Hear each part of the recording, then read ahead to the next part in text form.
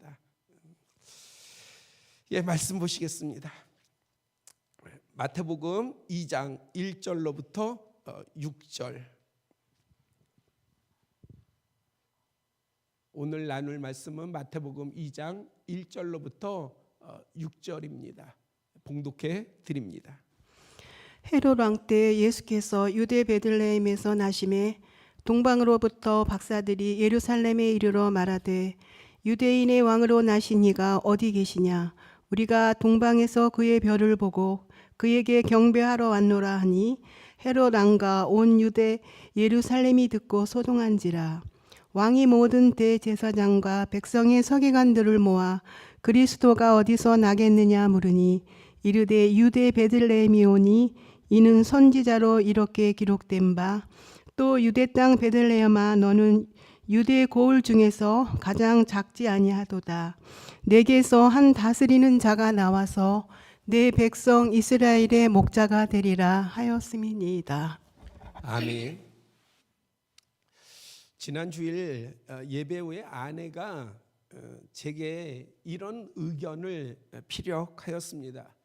목사님 설교는 가난한 사람, 약한 사람, 고통받거나 어려운 처지에 있는 대상을 위한 너무 편중된 메시지를 전하고 있기에 형통하고 성공하였거나 좋은 일이 많아 기쁨과 감격, 감사 가운데 있는 성도들을 향하면 우리 성도들 가운데도 어려운 성도들도 있지만은 정말 하나님에게 복을 받고 또 기도의 응답과 또 여러 가지 격려될 만한 일들이 저한테 전해오는 부분들이 있거든요.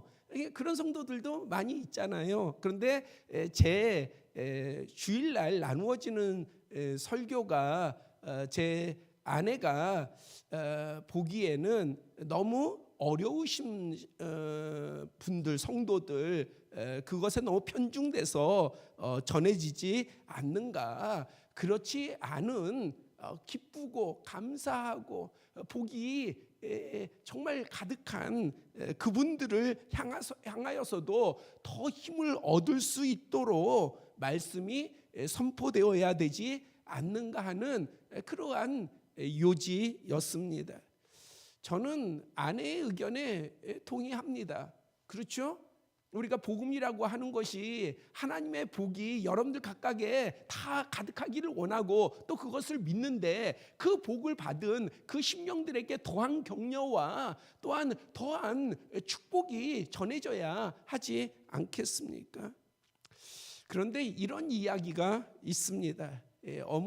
어느 어머니에게 여러분들 다 잘 아는 이야기예요. 우산장수 아들과 집신장수 아들이 있습니다. 이 어머니는 이 두 아들 때문에 하루도 편안한 그런 편한 마음을 가진 날이 없었습니다. 왜요? 화창한 날에는 우산장수 아들이 걱정이 되고 또 비가 오면은요 집신장수 아들이 걱정이 되기 때문이었습니다. 제가 이 어머니 같다는 것은 아니고요. 목사의 마음이 그러합니다. 성도가 잘 되고 형통하며 부흥하면 그것이 목사 또한 진정으로 기쁨이 되고 즐거움이 되고 감사가 되지 않겠습니까? 그리고 더 큰 주님의 복이 임하기를 축복하지 않겠습니까? 그러나 선포하는 말씀 가운데에는 세상의 풍파에 시달리는 지체에게 더 마음이 가고 나타나는 표현도 그들을 향한 말씀이 더 구체적으로 표현이 됩니다. 그런데 이것은 목사만이 아니라 우리 공동체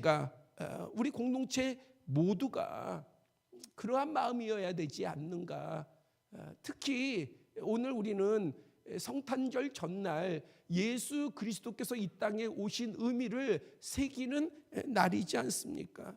그 성탄의 날을 우리가 바라본다면 이러한 마음이 우리 공동체 가운데에 깊이 간직되어져야 할 거라고 믿습니다. 그래서 우리 공동체 안에는 축하하고 같이 기뻐하고 그러한 사랑도 분명하지만, 그러나 그보다 더 함께 울 수 있는, 함께 품을 수 있는, 함께 아파할 수 있는 그러한 공동체가 되기를 소망합니다. 기도드리겠습니다. 아버지 하나님, 이 시간 말씀 가운데에 함께하여 주시고, 우리가 예수 그리스도께서 이 땅에 오신 날을 기억하며 오늘 말씀을 나누고자 합니다. 나누는 말씀이 우리 모두에게 은혜와 선한 도전이 되게 하여 주시옵소서. 우리 주 예수 그리스도의 이름으로 기도드렸사옵나이다. 아멘. 복음은 인류가 구원을 받을 수 있는 가장 좋은 소식입니다. 여기서 구원이란 영원한 생명뿐만 아니라 이 땅에서 닥쳐오는 모든 저주와 악한 것으로부터의 자유요 승리를 말합니다. 이 복음에 대해 로마서 1장 서두에서는 하나님께서 선지자들을 통하여 그의 아들에 관하여 성경에 미리 약속한 것으로 기록하였고, 즉 예수 그리스도에 관한 것임을 분명히 밝혔습니다. 그러므로 세상을 향한 구원의 시련을 알리는 복된 소식은 바로 아기 예수의 탄생으로부터 시작됩니다. 마태복음 2장과 누가복음 2장은 아기 예수께서 탄생하실 때 유대 땅 두 지역에서의 반응과 모습이 다른 것을 설명하고 있습니다. 한 곳은 메시아가 오실 가장 적당한 장소로 여겨지는 예루살렘이고, 다른 한 곳은 작은 고을 베들레헴입니다. 이 시간에는 예수님께서 이 땅에 오신, 이 세상에 오신 성탄 소식을 대하는 예루살렘과 베들레헴을 비교하여 살펴보므로 은혜를 받고자 합니다. 먼저 예루살렘에 대해서 나누겠습니다. 메시아, 구원자가 유대 땅에 오신다면 예상되는 가장 좋은 장소는 어디일까요? 예루살렘이지 않겠습니까? 이곳은 신구약 전체를 통해 가장 심오한 역할을 하며 어떤 시대이든 신앙적 의식의 중심지였기 때문입니다. 창세기 14장 18절에 아브라함이 조카 롯을 비롯한 포로된 자들과 빼앗긴 재물들을 되찾아올 때에 성경에 보니까요, 지극히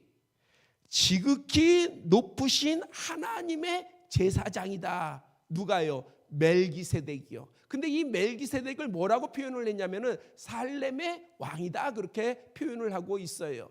많은 주석가들은 이 살렘이 바로 예루살렘의 기원이다, 그렇게 주장합니다. 또한 아브라함이 이삭을 하나님께 드려서 자신의 믿음을 하나님으로부터 인정받았던, 확증받았던 그곳은 모리아지요, 바로 예루살렘입니다.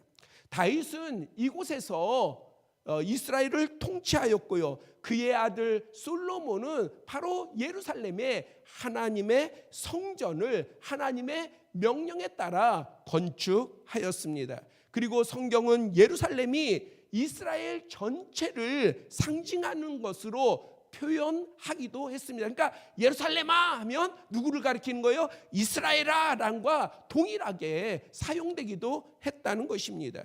무엇보다도 예수님 당시 예루살렘은 성전뿐만 아니라 유대의 정치, 문화, 경제, 교육의 중심지였고, 그 땅에 유명한 학자들이 다 어디에 모여 있어요? 예루살렘에 모여 있었습니다. 율법사와 서기관과 제사장과 공회가 바로 예루살렘에 있었습니다. 그러했기에 동방 박사들, 하늘의 현상을 보고 하나님의 뜻을 분별할 수 있었던 지혜자들은 왕의 나심을 알고 경배하러 유대에 왔을 때에 어디로 향해 갔습니까? 바로 예루살렘으로 향해 갔습니다. 하지만 예수 그리스도께서는요, 이러한 예루살렘을 외면하셨습니다. 아무리 역사적인 의미가 깊고 가장 발전한 도시요 정치와 종교의 중심지라 할지라도, 높고 뛰어나고 명성 있는 자들이 많다 해도 거짓과 탐욕, 권위와 특권의식, 그리고 외식에 빠진 신앙의 모습이 가득한 그곳은 마태복음 21장 13절에 예수님께서 책망하셨듯이 하나님의 성전조차 강도의 소굴로 만든 예루살렘은 예수 그리스도의 선택지가 아니었습니다. 제가 결론 부분에 다시 나누겠지만은, 예수님께서 이 땅에 지금 오신다면 예수님은 어디로 오실까? 서울로 오실까? 일산으로 오실까? 어디로 오실까요? 분명한 것은요, 탐욕된 곳은 아니에요. 거짓된 곳은 아니에요. 불의한 곳은 아니에요. 위선되고 외식된 곳은 아니에요. 아무리 화려하고 아름답게 꾸며진 교회라 할지라도 도적의 소굴이 된 곳은 아니에요.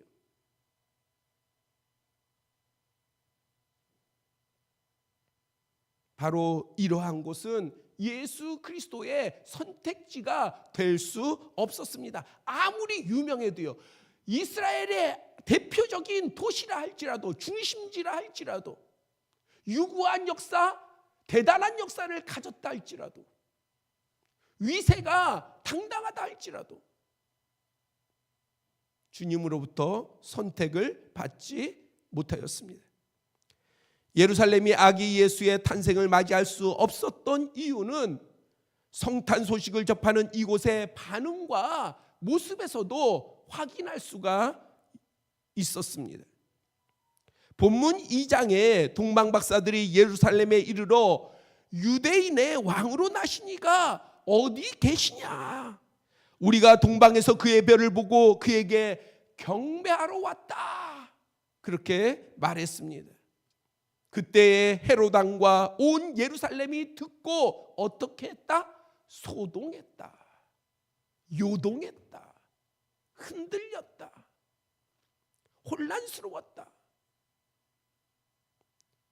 본문 3절에 표현했습니다. 그리고 원문을 보면은요, 헤롯 왕과 예루살렘이 더불어서 소동했다, 그렇게 표현되어 있어요.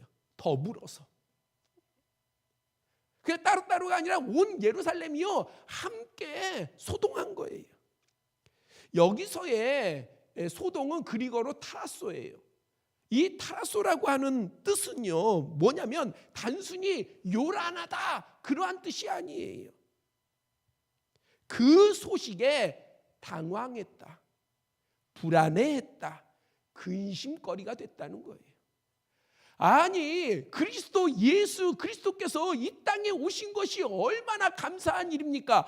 구약이 뭐예요? 약속이잖아요. 어떤 약속이요? 옛날 약속이잖아요. 그러면 그 이전의 약속이 무엇입니까? 바로 메시아가 온다는 거잖아요. 그리스도가 오신다는 거잖아요. 구원자가 오신다는 거잖아요. 그러니 얼마나 즐거워하고 얼마나 기뻐해야 하겠습니까? 그런데 그 소식을 들은 예루살렘은 불안해한 거예요.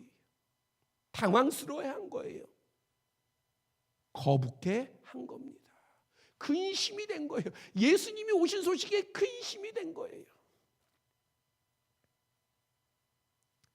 나아가 8절의 헤롯 왕은요 동방 박사에게 자신도 경배하기를 원하니까 찾거든 그곳이 어디인지 나한테 알려달라 했지만 동방 박사들이 아기 예수께 경배한 후에 꿈을 통해서 지시를 받아서 다른 길로 돌아가 버렸습니다. 이 사실을 안 헤롯 왕은 어떻게 했습니까? 베들레헴에, 그때가 언젠지를 추산해서 베들레헴에 2살 아래의 아이들을 모두 죽이는 살육을 벌였습니다. 예루살렘은요, 세상적으로는, 사람의 판단과 생각 기준으로는 메시아 그리스도가 오시기에 가장 좋고 가장 합당한 장소였습니다. 그러나 예수님이 보실 때는요, 타락한 곳이에요. 불의한 곳이에요. 하나님의 뜻이 있지 아니하는 곳입니다.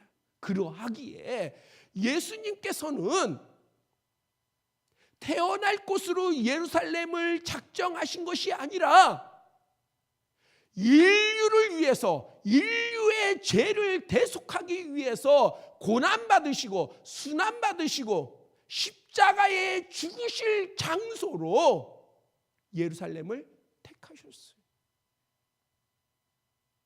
그래서 예수님께서는 바로 예루살렘의 십자가에서 죽으셨습니다. 사람들은 화려하다, 좋다, 대단하다, 주님의 복이 있다 할 만하다 그러하지만 주님께서 보실 때는요, 죄가 관영한, 그래서 예수님이 그 죄를 짊어지셔야만 되는 그러한 고난의 장소였습니다. 그러면 아기 예수께서 탄생하신 베들레헴에 대해 나누겠습니다. 예수님께서는 여러모로 예루살렘과 비교하면 보잘것없고 작은 베들레헴에서 탄생하셨습니다. 그것도 명망 있는 인사나 메시아의 탄생을 준비할 수준의 집이 아닌 호적하러 방문한 사람들이 번잡한 여관, 그것도 방이 없어서요, 마구간에 태어나셨고 말 구유에 뉘셨습니다. 이것은 메시아, 유대의 왕 전혀 어울리지 않는 장소이지요. 그러면 왜 예수님께서는 이러한 베들레헴을 택하셨을까? 그것은 먼저 언약이 있었습니다. 오늘 본문 6절은 유대 땅 베들레헴아 너는 유대 고을 중에 가장 작지 아니하다. 그리고 원문은요, 결코 네가 가장 작지 아니하다 보다 강조하고 있습니다. 이 말은 예루살렘과 비교하면 그보다 결코 작지 아니하다는 의미로 받아들여도 무방합니다. 이유는 본문 6절 하반절에 있습니다. 그러면 왜 예루살렘을, 아니 비교해봐도 그거는 뭐 여러 가지를 비교해봐도 예루살렘이나 또 베들레헴보다 더 큰 지역도 많은데 왜 베들레헴보다 너는 결코 적지 아니하다 했을까? 그 이유가 뭐냐? 네게서 한 다스리는 자가 나와서 내 백성 이스라엘의 목자가 되리라. 다스리는 자가 내게서 나올 것이고 이스라엘의 목자가 내게서 나올 것이기 때문에 네가 작지 아니하다. 그 이유를 분명히 밝히고 있습니다. 이 구절은 구약 미가 5장 2절을 인용한 말씀입니다. 내용은 이러합니다. 베들레헴 에브라다야, 너는 유다 족속 중에 작을지라도 이스라엘을 다스릴 자가 내게로 나올 것이다. 그의 근본은 상고의 영원에 있느니라. 그러니까 오늘 본문과 그 다음에 인용되어진 원문인 미가서 5장 2절을 연결지어서 본다면요, 베들레헴은 작은 고을이에요. 그러나 결코 적지 않아요. 왜요? 예수 그리스도께서 그곳에서 탄생하셨기 때문이에요. 다른 이유가 없어요. 예수 그리스도께서 그곳에 계셨던 까닭입니다. 베들레헴이 예루살렘을 비롯한 어떤 지역보다 작지 아니한 근거가 뭐 지경이 발전되고 넓이가 확장되어서가 아니라 오직 하나, 영원하신 예수 그리스도께서 베들레헴에서 탄생하신, 그리고 이것이 하나님의 언약의 성취인 이유입니다. 또한 베들레헴에는요, 밤새 양을 치는 목자들이 있었어요. 누가복음 2장 8절에는요, 이 목자들은요, 밤에 밖에서 자기의 양떼를 지켰다 소개하고 있어요. 그 목자들은 아기 예수 탄생 때에 그 지경에서 깨어 있었던 자들이었습니다. 그 시기에 한번 베들레헴은 어땠을지 한번 여러분들 생각해 보세요. 호적하러 수많은 사람들이요, 고향 땅을 찾아가지고 오고 반갑고 또 그 작은 동네에 수많은 사람들이 모였으니 얼마나 혼잡하고 시끄럽고 그 다음에 흥미가 흥미가 얼마나 많이 있었겠습니까?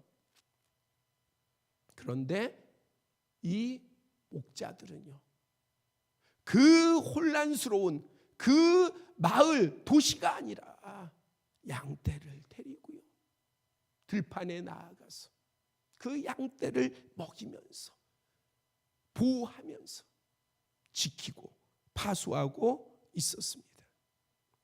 당시 목자들의 사회적 지위는 높지 않았습니다. 그러나 주님께서는요, 누구로부터 영광을 받기를 원하셨냐?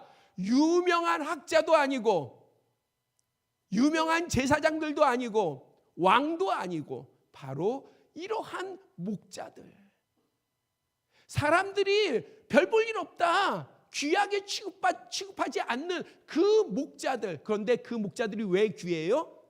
밤에 밖에 나가서 양들을 보호하고 지키고 있었던 그 목자들, 그 목자들의 그것을 아름답게 보시고 그들로부터 영광 받기를 기뻐하셨다는 것입니다. 이것이 주님의 마음이에요. 오늘 우리가 이곳에서 예배를 드리는데 찬송을 드리고 기도를 드리고 봉헌을 드리고 예배를 드리면서 하나님을 바라보는데 우리의 마음의 자세가 어떠해야 되는지, 우리의 모습이 어떠해야 되는지, 사실은 우리가 이러한 부분으로 도전을 받아야 합니다. 우리가 성경을 통하여서, 말씀을 통해서 주님의 마음이 어떠한지를 발견할 수 있어야 돼요. 내 마음이 어떠한지를 발견하고 그것을 주님께 요구하는 것이 아니라, 정말 우리가 주님을 사랑한다면요, 주님의 마음이 무엇을 기뻐하시고 무엇을 좋아하시는지, 어떤 일을 찾는지, 그것에 대해서 우리가 무감각하면 안 돼요. 그런데 단언하건대 우리는 시대가 지나면 지날수록 더 무감각해질 수밖에 없습니다. 더 무정해질 수밖에 없어요. 더 자신만 알게 됩니다. 그래서 깨어 있어야 되는 거예요. 어두울 때 깨어 있어야 합니다.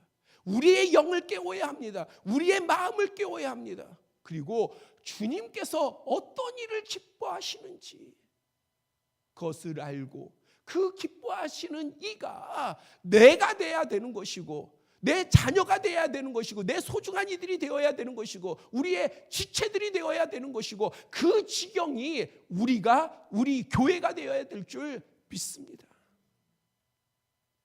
누가복음 2장 10절 11절에요. 천사가 이르되 무서워 말라. 보라, 내가 온 백성에게 미칠 큰 기쁨의 좋은 소식을 너희에게 전하노라. 오늘 다윗의 동네에 너희를 위하여 구주가 나셨으니, 구원자가 나셨으니 곧 그리스도 주시니라. 목자들은 천사들의 찬송과 지극히 높은 곳에서는 하나님께 영광이요, 땅에서는 하나님이 기뻐하신 사람들 중에 평화로라는 선포를 들으며 아기 예수를 찾아가 뵙고 들은 소식을 전하며 하나님께 영광 돌리고 찬송하며 아기 예수의 탄생에 동참하였습니다. 다시 한번 질문합니다. 2023년 오늘 예수 그리스도께서 이 세상에 오신다면 어디로 오시겠습니까? 동방 박사들은 예루살렘과 베들레헴 두 곳을 모두 방문했어요. 그렇죠? 예수님의 탄생 때 예루살렘도 방문하고 베들레헴도 방문했던 사람은 동방 박사들입니다. 예루살렘에서는요, 높은 사람, 많은 사람, 큰 환대가 있었을 것입니다. 그러나 그들은요, 예루살렘을 떠난 다음에 동방으로 돌아갈 수가 없었어요. 왜요? 예수님을 못 만났기 때문에. 그들은 베들레헴으로 향했습니다. 베들레헴을 방문했을 때 그들은요, 자신들이 예비한 보배합을 열어서 귀한 금과 유향과 몰약을 예수님께 드렸습니다. 동방 박사들은 세상이 아닌 아기 예수께 집중하였습니다. 하나님의 큰 영광 가운데에 함께 하였습니다. 그들에게 있어서 이것은요, 동방 박사들이 동방에서 베들레헴에게 오기까지요, 광야를 지나야 되지요. 도적들의 위험을 피해야 되지요. 그 다음에 소요되는 경비가 얼마나 대단했겠습니까? 세 사람만 온 거 아니에요. 그냥 전설에 뭐 동방 박사 세 사람이 얘기하죠. 그 사람들만 온 것이 아니라 무리들을 데리고 와야 되지 않습니까? 그 경비가 얼마나 많이 들었겠습니까? 그런데 그 모든 그러한 비용과 큰 고생을 감당할 만큼의 놀라운 복이 동방 박사들에게 있었어요. 이 복이 뭡니까? 바로 아기 예수를 만난 거예요. 아기 예수를 만난 게 이만한 가치를 있는 거예요. 가치가 있는 거예요. 오늘 성탄을 맞이한 우리에게도 이만한 가치가 있는 거예요. 동방 박사들이 그렇게 광야를 지나면서 고생하고 수많은 비용을 지출을 하고 고생 시간도 많이 허비하면서 그러면서 아기 예수 그 탄생에 동참한 그 가치가 오늘 우리 모두에게 어쩌면 우리는 동방 박사보다도 더한 가치를 소유한 사람입니다. 그런데 우리의 기쁨은 어떠합니까? 우리의 즐거움은 어떠합니까? 우리의 감사는 어떠합니까? 이제는 성탄이요? 예수님이 이 땅에 오신 거예요?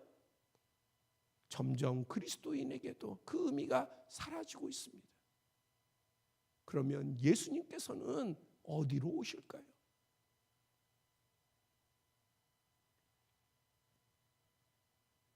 오늘 2023년 성탄을 맞이하여 우리는 어디에 있습니까? 우리 교회는 어디에 있습니까? 예수님께서 계신 베들레헴이기를 소망합니다. 동방 박사들이 바로 베들레헴에서 예수님을 만난 다음에 동방으로 돌아갈 수가 있었어요. 이유는 그거 하나예요. 예수님을 만났다.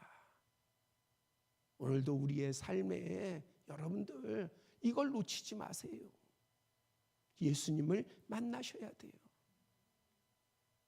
그것이 여러분들에게 있어서의 이 세상에서 빼앗기지 말아야 될 것, 금은 빼앗겨도 되고 은도 빼앗겨도 되고 그러하지만은 예수님만큼은 빼앗기지 아니하는 여러분들이 되시기를 바랍니다.